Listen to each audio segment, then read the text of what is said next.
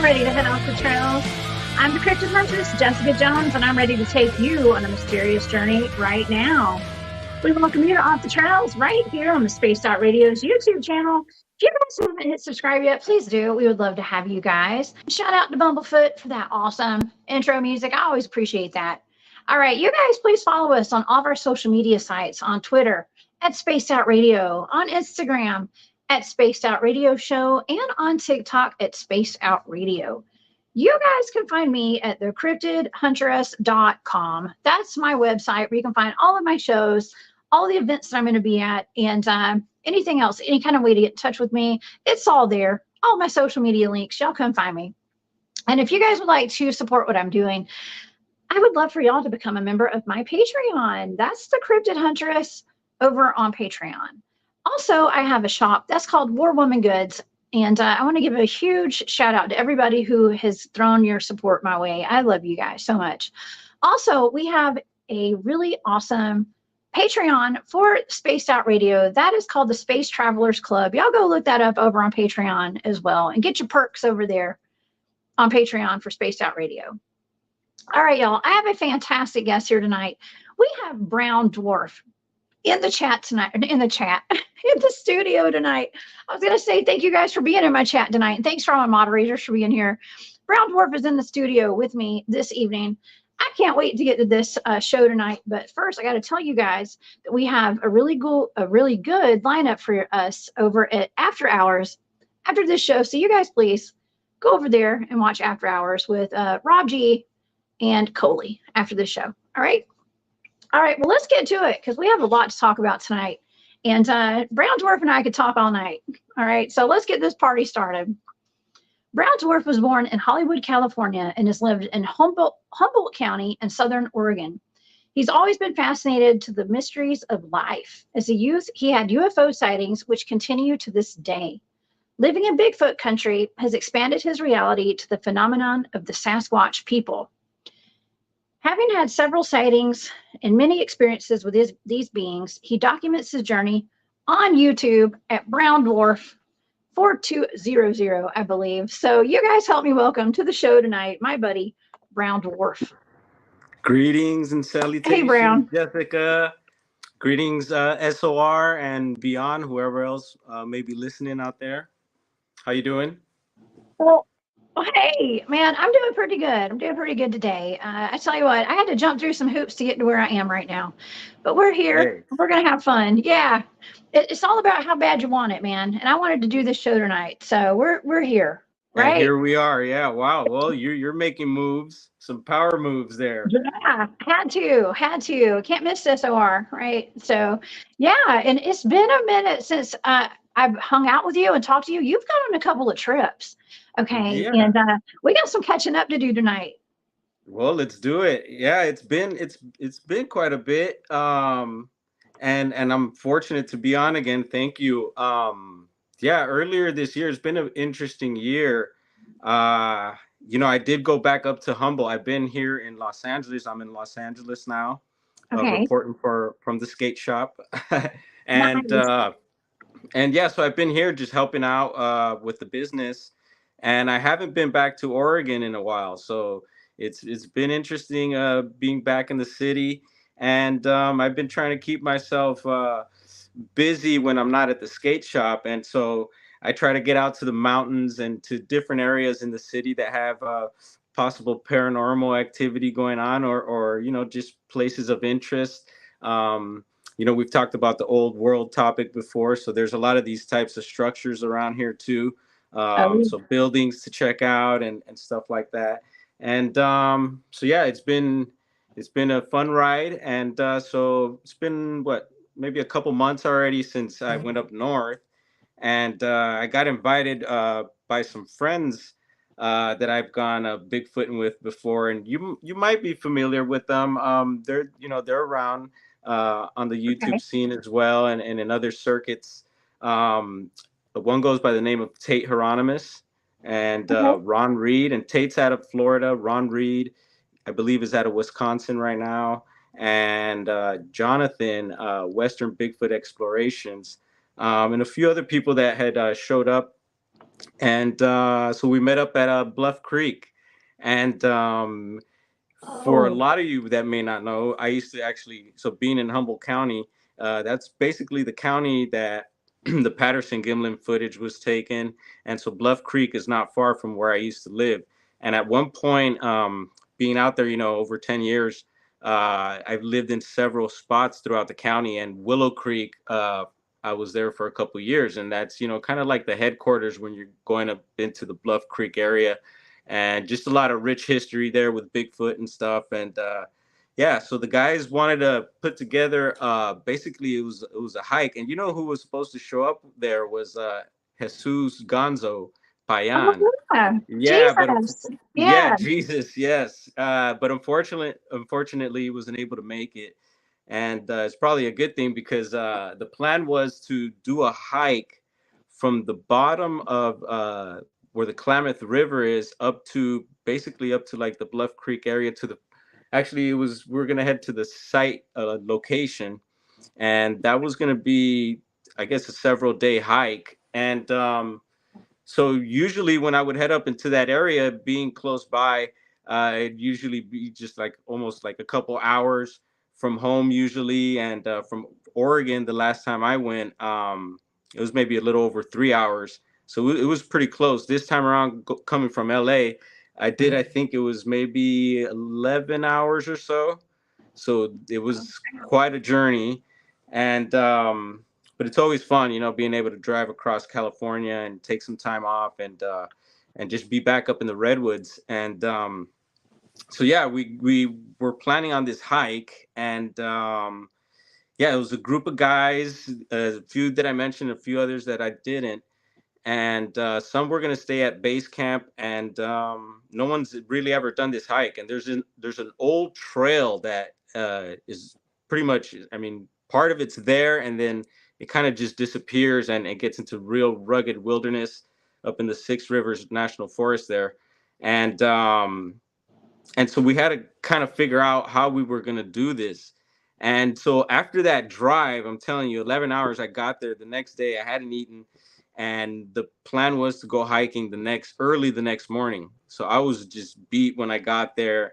And when it was time for the hike, I kind of ranked out. I really felt my body tired, and I just didn't want to push myself in that direction, knowing that things could happen. So I just said, you know what, I'll stay out for now. And the plan was that they were going to go ahead and go, and then I was going to meet with them at some point later on the next day along the trail.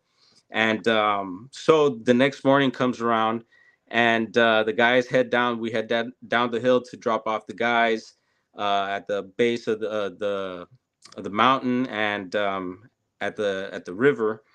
And so they started off, and they were equipped with beacons. They had the InReaches and the Garmin's. What is it? The I mean, Garmin, and Carmen, the spot spots. devices. And Yeah. yeah, so it was a good thing that they had those things. And I do recommend those things when you're out in the field, especially when you're in remote places like that. I mean, Oh yeah. I would recommend it everywhere, but a lot of people don't use them like that. And I did have several of them before, but I currently have my iPhone 14 now, that has a feature, the SOS feature, which is basically like one of those devices. And that's part of the reason why I went with the iPhone this time around, even though the camera quality ain't all that compared to the Samsungs. Yeah. Um, and so they take off on the hike. And eventually, we were kind of keeping in touch with them through messaging and stuff like that. And some of the messages would get through late. And at one point, we stopped hearing from them, and we started getting worried. And eventually, a message came back that they were kind of in a tough situation due to the rugged terrain. And one of the guys had a dog with him, and the dog wasn't in the greatest condition either. And come to find out, they needed to stop because it just got too rough. And we stopped getting messages, and we really got worried, to the point where we thought we were going to have to call extra help. Oh and no. and we thought we were gonna have to hit that SOS button. And And so that was a whole thing there, and it took maybe a whole day of driving up and down the mountain several times to try and see if they would make it back to the point where they started, which where they were supposed to meet us at after all this.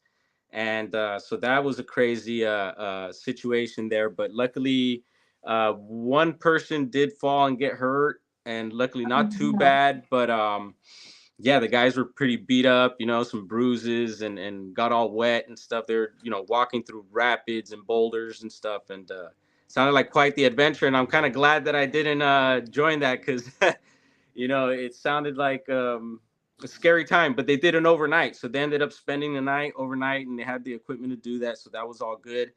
And eventually we met up at some point in the morning. And I'm making the story short, but it was a long situation and a long day and relief once everyone was kind of back on board. And so we ended up spending about a week up there. I did actually. Some of the guys were up there for 2 weeks actually, up in the Bluff Creek area. So that's Wow. awesome to be able to spend that much time up there, and that's how you do it. If you could spend time there, because a lot of the times, you only get a couple days in spots, and you could only do so much. But when you're able to spend a week or so, then you're really able to, uh, dive into the scene there, and Yeah. so You're immersed, man. You guys are immersed. And I think I heard that you guys might be trekking through a river for part of that way. I mean, like going up there through a waterway and like having to hike through a river. I think that's what Jesus had said to me or something. So yeah, it was yeah, pretty that's bad. Like rough.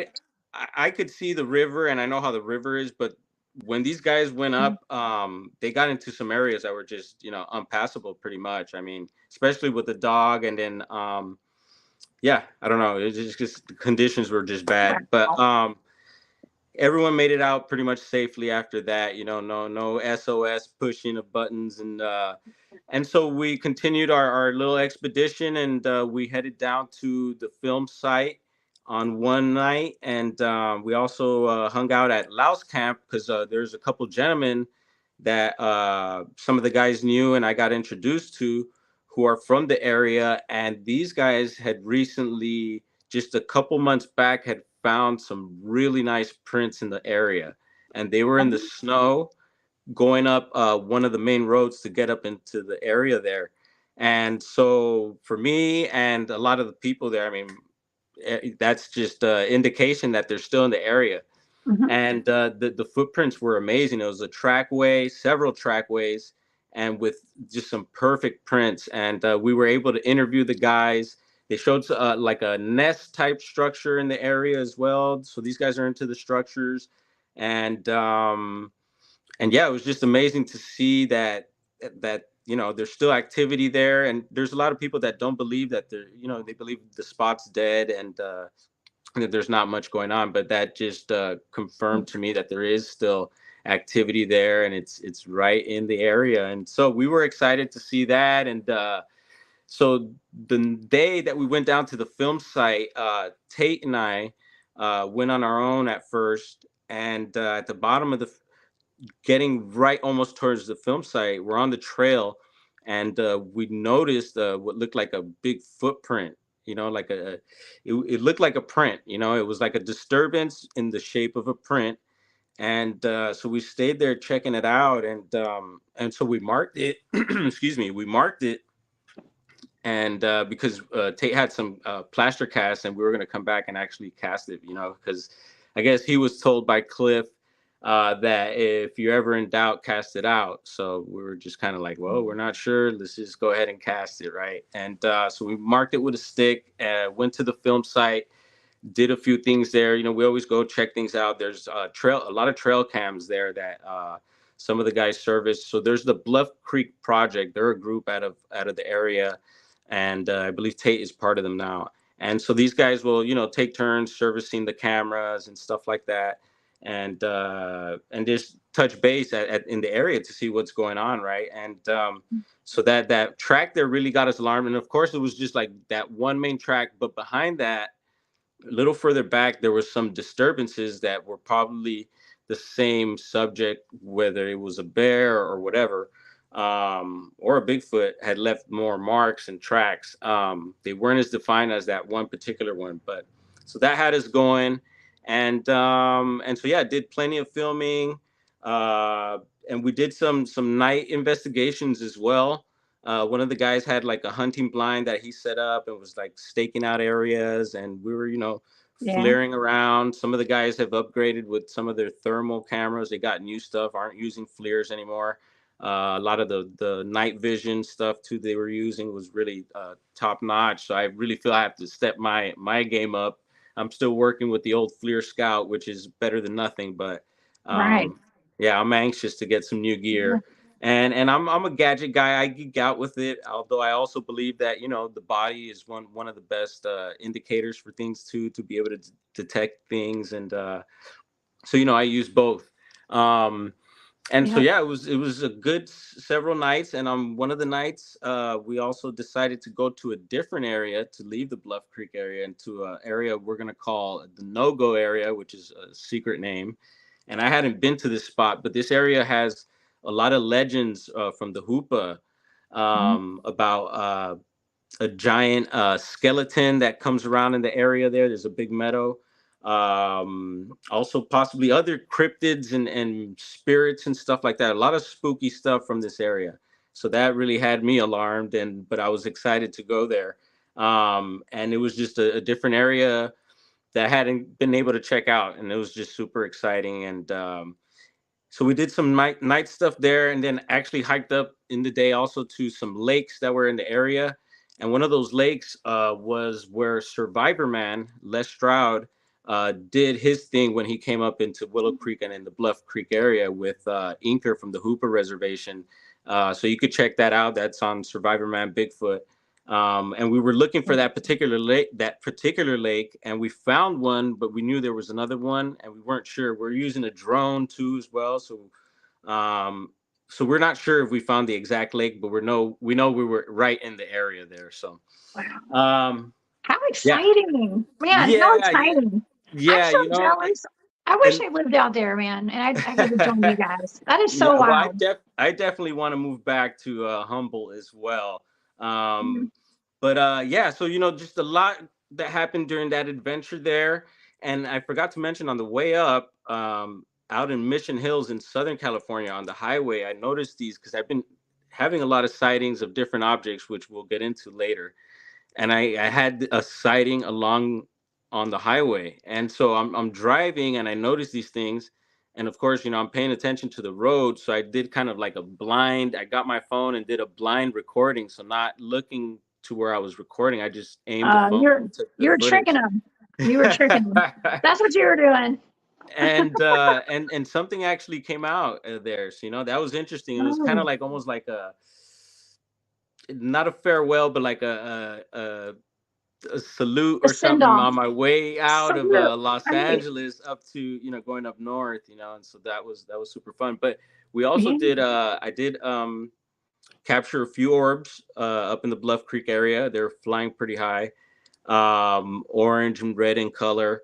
They would kind of appear, disappear, very very similar to a lot of the orbs that I've been capturing and other people as well. And so yeah, that there was that going on. And so as far as Bigfoot sightings or anything like that, we didn't have any. But there were a couple instances where, because we had gone down, you have to hike down to the Patterson Gimlin site, and we were camping up above. So it's a hike down, hike up, and you could camp down there, but that's a mission in itself. And so yeah, it was just yeah, really strange with those orbs being there, and these other people aren't really into the orbs, so I was the one kind of tripping out on all this stuff, and they were just kind of like whatever, like yeah, they would look at them, and maybe we're questioning satellites, or putting our theories and thoughts about it. But I was just like being extra aware, and so I posted some of that stuff, and so the trip is all posted, and you guys could check that out on the way back down.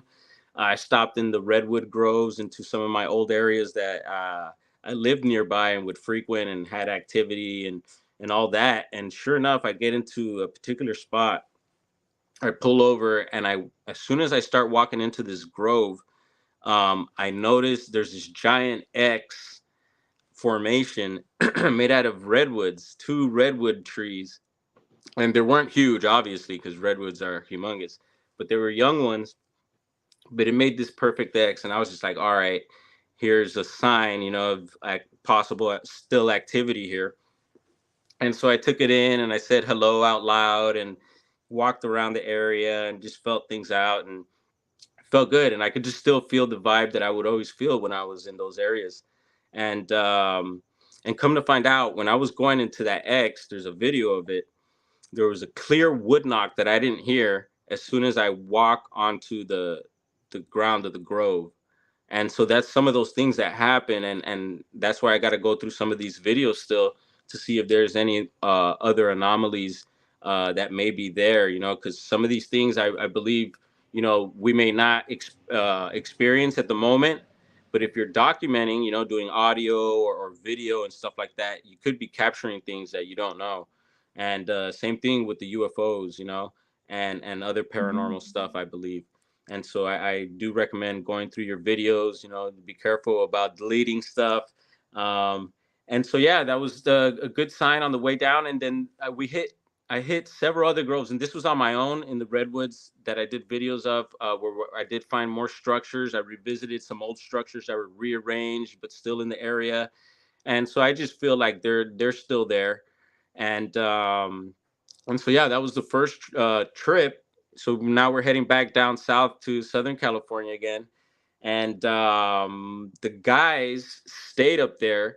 And the plan was, because Tate and the guys were kind of on this like tour of several states. So they were doing Bluff Creek for a couple weeks. And the plan was to go down to Southern California and then hit Los Padres National Forest, the Sespe Wilderness, where Tate had a thermal footage encounter of a Bigfoot. And he has footage of this. It's on his channel, Tate Hieronymus on YouTube. Mhm. And he wanted to go back to do a kind of a follow up of the area and the encounter.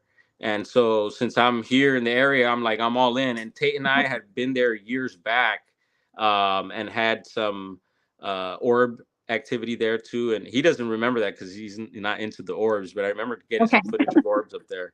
Oh, yeah. And so, yeah, so we ended up coming back from up north, and it was about a week or so later. So right after that trip, we bounce out into the desert here. So out here is completely different terrain, Southern California, not the redwoods. It's desert, but yet in some of these mountains there is some ponderosas and different types of trees too. So you do get forests and stuff, and definitely habitat for these Bigfoots. And there is a history here in Southern California. If you look into small town monsters, a shout out to them. Eli from Small Town Monsters has been covering Southern California, and I'm super stoked that he's doing that, because he's really been digging in on a lot of the historical reports, and actually going to some of these sighting locations throughout Southern California, and some of these mountain ranges. So I mentioned the Sespe Wilderness, which connects to the Angeles National Forest, and then you got the San Gabriel Mountains and San Gorgonio, and all these different mountain ranges here in Southern Cal that people don't realize that we have. It's like I'm in the city and I'm not too far from the foothills of the mountains here. It's like we forget that we have that. We also have ocean. It's like, whoa, you get kind of locked in the city sometimes. But so anyway, there's activity out here, I think, still, although a lot of the reports have supposedly have calmed down. But a lot of this digging of old reports and tapping into some of the old school people that were researching or doing this type of work at that time are coming back and bringing information. And a lot of these people have passed away as well, and which is unfortunate. But yeah, Southern California. I've been hitting the Angeles National Forest, which is very close to me. And so the Sespe Wilderness, which is very close. It's just Highway 5 that separates it. And then there's this area called Gorman that I've been hearing a lot about. And one of them was through David Politis had mentioned this area. I had heard on a Uh-oh. radio show. All right. Well, And he, that would mean missing people, Brown. I'd be well, worried about that place. something weird, right? But he Yeah. didn't mention exactly what was going on. And then come Mhm. to find out that there's all these Bigfoot reports in the area. And so I was like, ooh, okay, so maybe that's what's going on, and that they've been reported going across Highway 5, Interstate 5 right there. And so that's where you make the transition from Angeles National Forest to the Sespe Wilderness. And then if you keep going up these mountain ranges, you'll end up in the Sierra Nevadas, and which is a whole other world up there too, and Yeah. so it's very interesting. So some people theorize that they may be traveling up and down these certain areas, and I believe that they are, but I don't think they go all the way up to Canada, or maybe not even up to way up in Northern California. I think they stay maybe in a certain area, and there's just groups of them, possibly. It's just what I think now. I'm not sure, but so Sespe Wilderness, a very interesting area. Not much happened. We had a few crackle and pops around camp. I did find, some stick placements that were a little odd. So I did, did my documenting there. So did the guys. We did some interviews with each other as well. And once again, orbs popped out of there. Or And there were always. some strange looking helicopters as well. And so I was just documenting this stuff. And there's a military base not too far from there. I guess I forget the name of it, and it might come to me. But so that's something we keep in mind is military bases, or Mhm. bodies of water, and of course mountain ranges. It seems like certain things seem to attract this phenomenon, right? So I don't Yeah. know. It's just something Yeah. I noted. And so yeah, as far as Bigfoot, not too much activity there as well, but there is something going on in these areas. So I want to keep Yeah. hitting it while I'm out here. And yeah, so that's the That's Bigfoot and stuff awesome. so far. Okay, wait, that's amazing. You have done so much since the last time I talked to you, and I knew you'd been on adventures, but I didn't know it was like this, man. You're all over the place, Brown. And I love this. I want to thank Catherine Jones. Thank you. That's my cousin, y'all. What's up, Catherine? Um, so yeah, sisters from another mister. All right. And so Catherine, thank you for that super chat. I met Catherine in Las Vegas at the Spaced Out Radio fan party. And Amy, thank you for that super chat you gave us as well. I love you, girl. Thank y'all so much for being here tonight. Right. Okay, so let's go back. Let's rewind a little bit. Okay, because every single time, just about that I'm out in the field doing Bigfoot field research, we have orbs, okay, and a lot of times the orbs are associated with Bigfoot. And one of the last couple of times I've been out in the field, I saw an orange orb shoot through the woods, and right as it shot through the trees, I heard hoof, like a loud huff, like a growling Wow. huff. And it wasn't Wow. a bear. I looked everywhere for a bear. I couldn't find a bear. And it's where we have a lot of Bigfoot activity. So I don't know if these orbs are a Bigfoot. I mean, I don't know if they turn into Bigfoots. I don't know what the connection is, but there's a Right. connection. Okay, there's some kind of a connection. What Yes. color? What color were the orbs? Were they luminescent? Did they have any kind of, anything? How can you describe them? Any color to them? Yeah, so the ones in the Sespe Wilderness were similar to the ones up at Bluff Creek, which were these orange reddish color, and they seem to be almost has like a fiery look to them, and they weren't, Chinese lanterns. I'm aware of a lot of the stuff out there that could be mistaken for some of these objects and stuff. And yeah, and the weird thing is also, I just wanted to mention really quick, while we're on the Sespe Wilderness and down here in SoCal, that area in the Sespe, a firefighter from Arcadia, California, here in Southern California, had gone missing there, and he made the 411 list because his case was very strange. His dog was with him. He had chased his dog in the dark and took off without shoes, and was later found at the bottom of like this cliff in this area where they don't even know how he got up that high barefoot, and then how he ended up at the bottom where he did. And it's super sad. It's a case that really, a lot of these cases touch me. These weird ones, I trip out on them, and so that happened there. And having that in mind, it was just, it intensifies things when you're there. And one guy that was with us, Austin.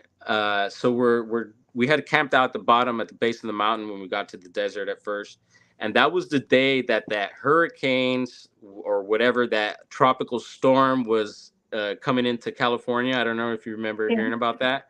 So Yeah. we were out there when that was coming in, and I had told the guys this is coming in. They're like, oh yeah, whatever. We'll just camp it out. I'm like, Uh-oh. okay. Hunker And so down. yeah, the first night I guess they were too tired to drive up the mountain, so we camped at the bottom. And the next day, sure enough, the clouds were coming in. It was getting dark and eerie, and the pressure in the air, and it was getting weird. And we decided to go up the mountain just to check the site really quick. And it started raining. And luckily, we decided to come back down the mountain because the next day, when we headed back up the mountain, there's all these uh, boulders and stuff in the middle of the road that we Oh needed to no. move. We decided to move them because we didn't, I thought it was just a sign to stop and not go up. I was just like, I could read this, and the guys were like, well, let's just move the boulders and head on up. And so we did. And the thing was that the night before we headed up, before we found those boulders, so the storm had hit. And while the storm was hitting, there was an earthquake also. And the epicenter was out of Ojai, which is right in the area we were in. So we had an Oh my earthquake gosh. and that weird storm. And we're out looking for cryptids in And this you're camping. area. Yeah. Oh, Oh my man. gosh. That was quite a journey. So there's a lot of little details like that throughout the thing that really spice the stuff up that I'm remembering, and I thought I'd share that with you guys because that was exciting. But yeah, Wow. that was that. Okay, so wait, let's go back. Okay, the boulders in the middle of the road. I mean, I know that's probably natural, right? It's probably Yes. natural. The Yeah. boulders roll down the hill.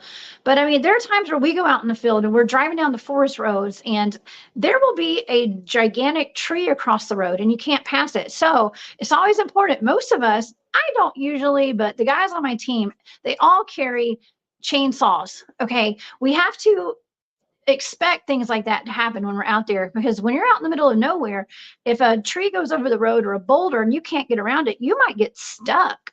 Okay, Mm-hmm. because there's not going to be a lot of people coming out there to find you. It Oh could yeah. be days or weeks potentially until somebody could come out and find you. So you got to be, first of all, from a researcher standpoint, you have to be ready to take care of yourself, medical, food, okay, just your toiletries, everything. Pack it all if you're going to go exploring Mm-hmm. the woods, especially during a storm, because you Oh never yeah. know what's going to happen. Yeah. And so the thing is also, which I'm glad I'm remembering this, and thank you for that. So keep in mind, we're in Sespe Wilderness. There's a 411 case out of there.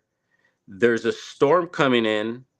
Okay. And if you're familiar with the 411 phenomenon, that's one of the criterias, or one of the phenomenons that happen when these things happen is either a weather storm, or it's a weather storm that'll hinder the search, or when the person goes missing. And so I'm keeping that in mind. And then also on the way up the mountain the next day, we moved the boulders and everything. And on the way up, it's all these switchbacks, super bumpy off road, you know, 4x4. One of our guys, Austin, gets sick. Okay. And so I'm like, oh no, all right, well, luckily the storm passed, but he's feeling sick. And that's not good because we were gonna head to our campsite and then to the site where Tate had his thermal sighting. And so Austin decides to stay behind, and I'm like, dude, you can't stay here, because if you're feeling sick, you're not supposed to leave anyone behind, Right. or just leave anyone behind. Period. When you're out in places like that, I don't know. It's kind of one of those rules I feel are important. And so I'm like, oh no, dude, you're feeling sick. We're about to leave you because we're going to the site location, and you want to stay. I'm like, dude, you better be here when we get back, And thank God he was there when we got back, but it was just taking those precautions, and it's some things that maybe people don't think about when they're out doing these things. um and so that I like to stay informed with information on locations and what has happened there, and to be able to take the proper precautions myself when I'm out in these places. But Oh yeah, yeah. Yeah. So yeah, we're talking orbs now. We could Well, keep we were on talking going. orbs. Yeah. Okay. So we were talking orbs. They're out in the woods. You and I have both seen them, experienced them. But now Yes. you're having orbs follow you all over the place, and you're downtown in Los Angeles. You guys are, I mean, you're just walking outside and looking up, and you're filming orbs almost daily, Yeah. multiple times And daily now. What is yeah, going on with that? And I'm why are there so many orbs around you? What's going I'm not on? I'm not I'm not too sure, but you know what? It's not a new thing because when I lived in southern Humboldt, and this is the area that some of you might know is Murder Mountain. Oh yeah. That's a whole other show. Um, on the hill there, where you have to carry your chainsaws because you never know you get a down tree. Um, on that property there, we had acreage, is wooded, and that's where I was starting to have my first Bigfoot activity, and that's what really pushed me into this whole topic. And when some of that Bigfoot activity that I called, started ramping up, I started noticing the orbs, and I got a lot of this stuff documented. They're old videos on my channel, and this was happening at night, and that's when I first really started experiencing this stuff almost on the regular basis, because it was pretty much almost every night that I had a chance to look out, if it wasn't foggy or cloudy or something. These orbs would pop up on the property in different places in the sky, on rock areas, on the sides of hills. They would float through the woods, and I was just amazed. And then to be able to document this stuff, it was just like, wow, okay. And then I started learning more about that these objects would be around these beings, and not only these beings, but possibly other beings as well. And then, so I really started diving into the orbs. And I know nowadays, several fast forwarding years later, and just learning more about this stuff through experience and other people.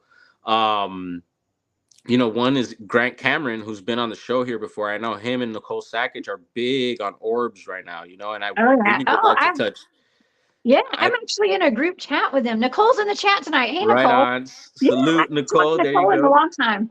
Yeah, Yeah. so I'm in a group chat with them, and it's all about orbs, and people shared their orb experiences, and she's done a series on that. Yeah, of course. Wow. Yeah, See, so super I cool. I heard that they had something going on, but I hadn't been informed Yeah, about the chat and all that. But I would love to touch base, if maybe you possible, can and get in that chat. yeah, Okay, and we'll see. Maybe I'll bring you in. be Okay. able to share some of my stuff, and also learn from them. Um, yeah, so the orbs, I'm learning there's different. It seems to be there's different kinds, because there's like the more of the paranormal. I mean, they're all paranormal to me.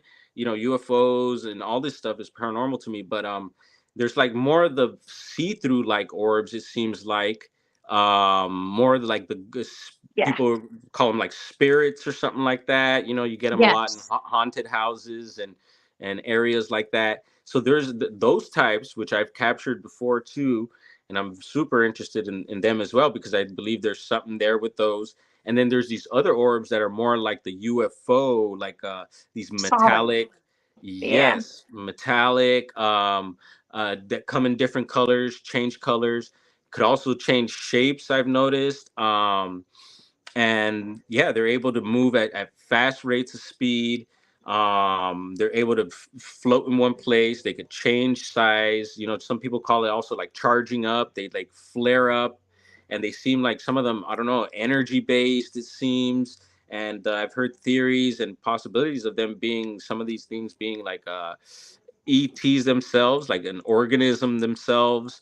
Or Yeah. you hear that they could possibly be drones, drones from maybe a bigger mothership or something like that, which is also very interesting. Um, and so I kick all that stuff around in my brain, and so yeah, being here at the skate shop, my brother and I, opened the business. We've been open about I think we're over a year now. We've survived and doing pretty good. And yeah, there was an air show that I went to recently, too, a few months back. Our last show, we touched base on that. And another thing I wanted to throw in also is that I've been attending these LA UFO channel group meetings, which is a group kind of like I guess a MUFON or something like that, but small, very small group. And Okay. they get together at a local park, which is super local. One of them is like 10 minutes from where I'm at now, and the Okay. other one is about 15, 20. So they're right here, and I'm like, perfect. This is right close to the work or home, and so they go every last Sunday of the month, and so they do CE5 and the singing bowls and just a lot of good vibes, really nice people, and let me tell you, they pop up there too.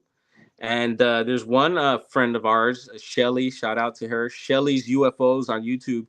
She's just like magic. They're always, she's always being able to summons them. They're always around her, different shaped ones. And we've been noticing also lately with these orbs that are popping up that I'm documenting is that there is a saucer shaped one that darts around too. So we're getting these flybys of these objects and stuff, and some of them are black, different colored, weird shape. I've gotten the cube shape, the tic tac, I guess you could call it also.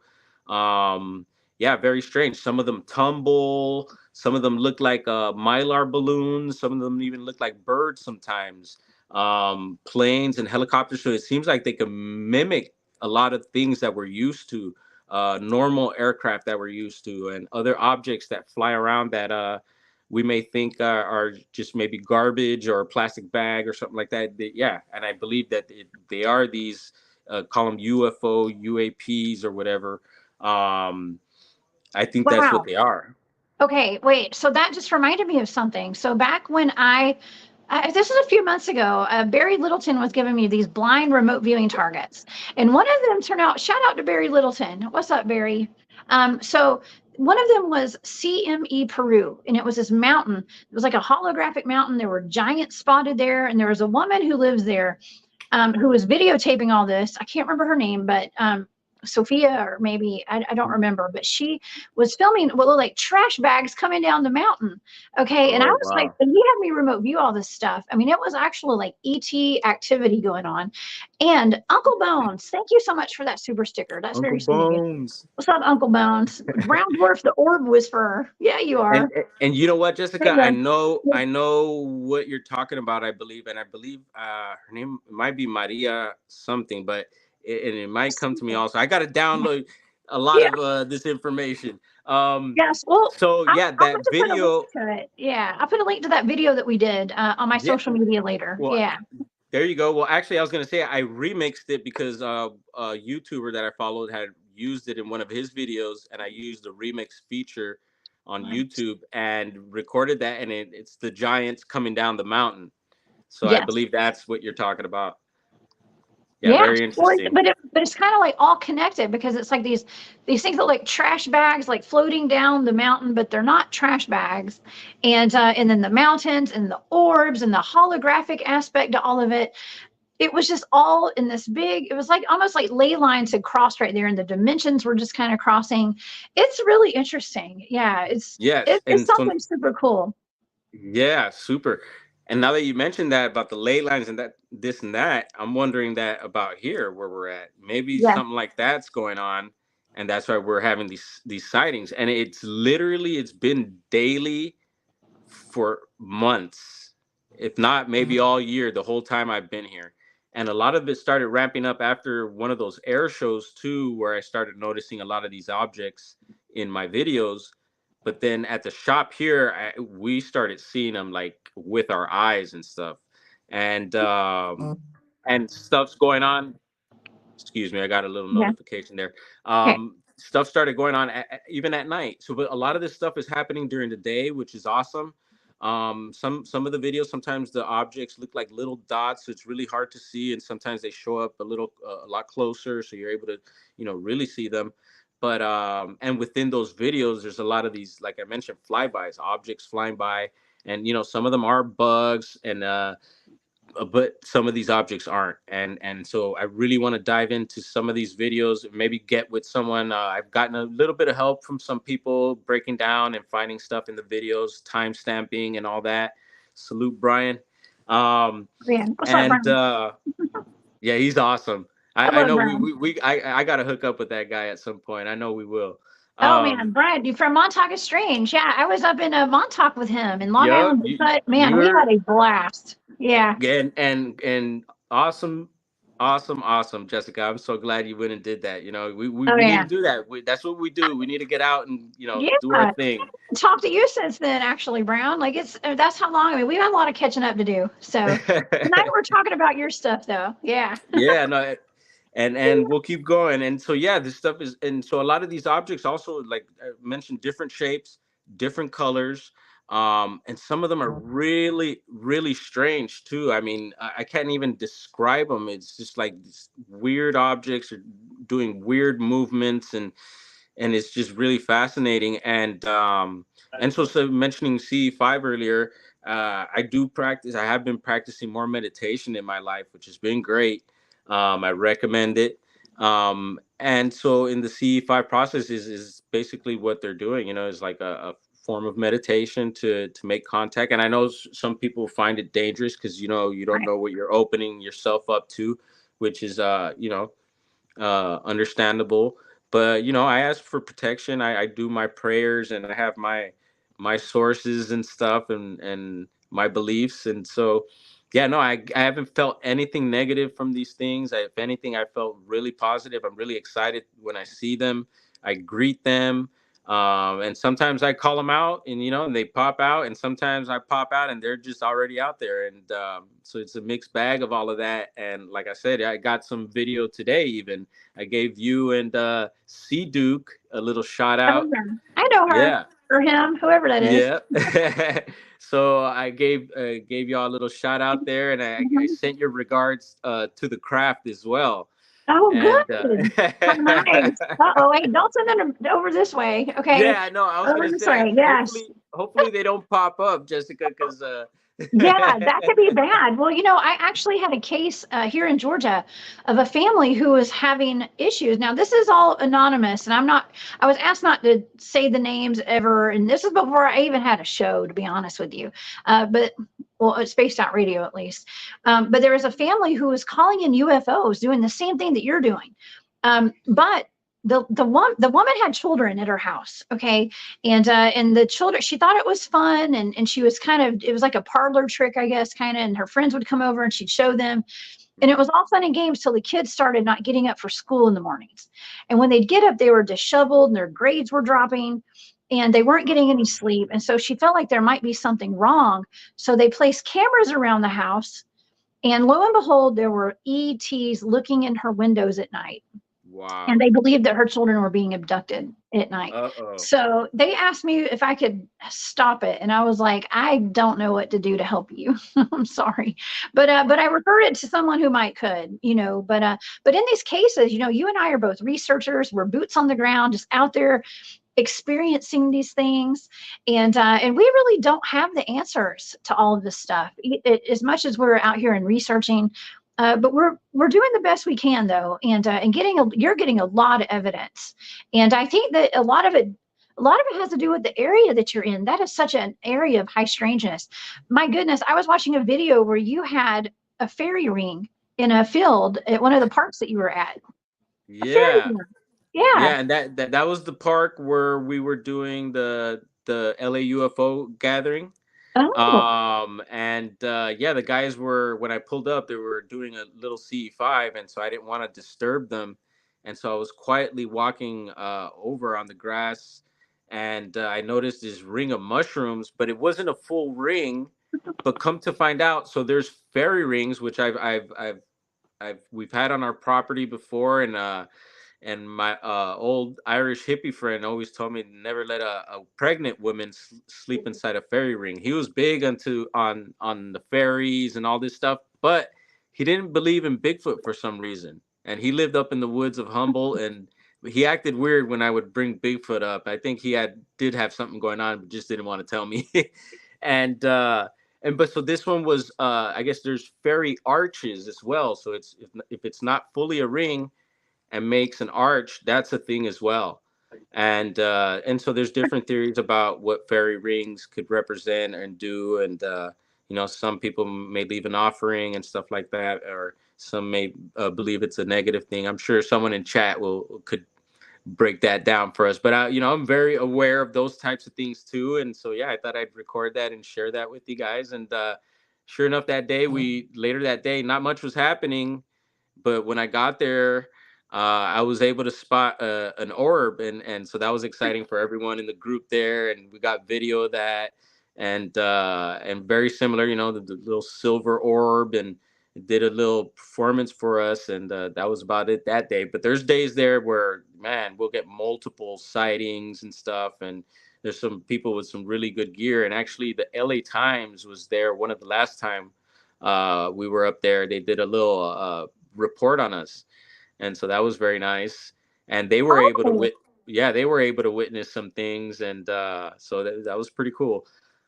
okay. And so Well, yeah, speaking of the LA Times, okay. Oh my gosh, what a great segue, because we only have a couple of minutes tonight. yeah, let's Speaking rock of it. the LA Times, there were some newspaper articles and some stories that I just discovered. I was tasked with a blind remote viewing target of the underground lizard people city in Los Angeles. Okay, and I knew I wanted to touch on this tonight just for a second. And I know we don't have a Yeah. whole lot of time, but have you heard about this? And are you even familiar with it? Yes, we have. I have, and I say we have because my brother and I, we're all into this Okay. stuff, and yeah, Okay. we have heard of the lizard people, and actually, there's a guy who used to walk on Hollywood Boulevard who had scales tattooed all over his body and like some bolts on his forehead that made him look like the lizard man. That's what they call. We would call him Oh, lizard man. man. Yeah, and he had his tongue split and everything. He looked like a straight up reptilian. Oh And my God. so that's why I say there is lizard men in Hollywood. But yeah, I guess what's the story behind this one? Did you want to kick it off? I know a little something. I can tell you the little bit that I know. I heard Yeah. that basically, so yeah, you tend to think that it's lizard people like reptilians and stuff. And there was this it was an engineer miner, G. Warren Sheffield. There we go. And Yep. he made this radio X-ray device that was able to detect gold and different metals, and even oil and stuff like that. There you go. Yeah. And that's it.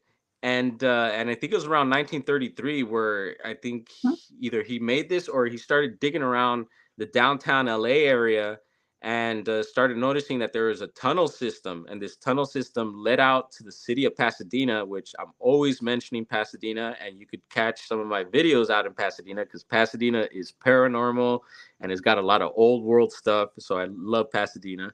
Um, and tunnels that lead out there, tunnels that lead out towards Santa Monica Bay and into the ocean. And going up that way, you've heard about the base out in Malibu, which kind of rings a bell Mhm. to me with all this tunnels and stuff like that underground. And also tunnels that lead out to Mount Washington in Los Angeles. And so all this tunneling, and they found like gold plating and plaques down there, and basically evidence of like this Yeah. ancient like super modern civilization that I guess Yeah. headed underground after possibly like a meteor that Fires. crossed. Yeah, they said Right. what I read about after I did this remote viewing target, because I was picking up on data like the ant people, okay, and like that was like a Hopi thing. This is out in Hmm. California though, and these people had to go under. They went underground like 5,000 years ago, is what they say. But there's all sorts of treasure down there, and they lived in these catacombs to get away from. It was like an apocalypse, basically. A fire Right. came from the sky, so yeah, it could have been a meteor, absolutely. Could Hmm. have been anything, but of course, people use that for to explain the reptilians in Hollywood, and things Yeah. like that. So it's just a really interesting story, but it adds to the legend and lore of Los Angeles, right? Oh yeah. Yeah. And I guess they say that, well, people were mistaking, taking it literal that this race of people were lizard people. But from what I heard also was that it was a human race and possibly Aryan that revered the reptile, and it was just part of their culture. And then that even the tunnels were in the shape of like a snake and whatnot. And there was many cultures back in the day that revered the reptile. You'll find it in throughout history, and as far back as the Bible, and probably even before that. So it's a thing in humanity, and they say even us as humans have possibly reptilian traits and stuff, right? Lizard Um, brains. We do. We have a reptilian brain. Some of us. I guess we right, all and do. then I guess we all do. Lizard brain, yeah, right? and then women have eggs, and like there's a bunch of different things that I've heard. Yeah, and yeah. So when I got into this reptilian stuff, it started off with David Icke years back, and some very interesting information there. And I know a lot of people don't like Icke, but that's kind of where I started with that, and it led me to a lot of different uh avenues there. Yeah. But yeah, I think He, it's he wakes definitely a people up, man. He does wake people up for sure, and he's really big on the reptilian issue. So yes. Oh yeah, yeah. And so, I've gone into all that stuff and love it and find it interesting. And so I do believe there's something there. And I do believe there's probably a bunch of races of different ETs and even human type races, and there's a lot more out there. I know it's hard to swallow, and we're all trying to find proof, but I do believe it's out there, and yeah, we're starting to get it. People are getting stuff. You're doing your thing. People are all out doing their thing, and some of us are coming together and sharing yeah. things, and so I try to keep on that tip, on that positive tip. Although there's a lot of negativity going on, that and that's just life, and part of the package we chose here, this life package, Jessica. Shoot, yeah. I chose the wild and crazy package. I don't know about you. I'm on the Yeah, wild and free and crazy one. Yeah. I know. Balls to the walls, baby. That's Hey, my yeah, I life. know some of those people in chat chose that one too. Yes. So did Javier. Javier's in the chat from Five five Scripted nine. 559. He's out in California with you. He was my guest last weekend. So thank you for being here, Javier. Yeah. Okay. Brown Dwarf, we have come to the end of the hour. Where can everybody find you on YouTube and all over social media? Right. And thank you. On YouTube, it's Brown. Just like it's. I don't know if you can see it there. Brown underscore Dwarf. And then TikTok, it's Brown underscore Dwarf 420. And Okay. yeah, come on by, check me out, say what's up. I love to engage with my subscribers and people. And yeah, let's keep this going, keep it moving, keep on growing. Well, shoot, that's what we're doing. That's what we're doing. We're having fun doing it. Man, I had the best time listening to you tonight and talking with you. This is Thank you. it's always fun. Listen, please Yeah, come back and and hang out with me some more. I hope so, because I could go on and on. And I'm just kind of like all over the place, but I feel like it flowed pretty smooth tonight. It And I did. thank you once again. I thank everyone out there for the support. Yo, support Jessica. Where is she? Over here. I'm on this side. And yeah, come on through, check me out. And if you're in the LA area, come on and check out the shop too. You might find something you like. And What's the name of your please, shop? it's What's the name of your shop? sky's the limit smoke shop. So we're a Okay. smoke shop also, but we have skateboards, art supplies, cool clothing, and All right. and a Y'all lot go of check them out. spiritual Heck yeah. stuff too. All Yes. right, Brown. All right, listen, have a great night. Thank you so much again, and I'll see you next time. All right, stay safe out there. Salute Okay. you too. Thank you. All right. See you, Brown. Ciao. Okay. All right, y'all. Oh my gosh, what a great show tonight. I am so glad you guys are here. And I hope y'all had as much fun as I did. You guys, please go over to After Hours after this and go hang out with Rob G and Coley and whoever else I got on there tonight. It's going to be a great show. I will see you guys next week. Please come see me on my channel, The Cryptid Huntress. I'm going to have a live show this Wednesday at 1 p.m. Eastern and on Thursday at 8 p.m. Eastern. Okay. You guys have a great night. I guess I'm heading off the trails. Okay. Y'all stay safe out there. And I will see y'all this week over there at the Cryptid Hunters channel. Y'all, if I can find these buttons, have a great night. Bye, y'all.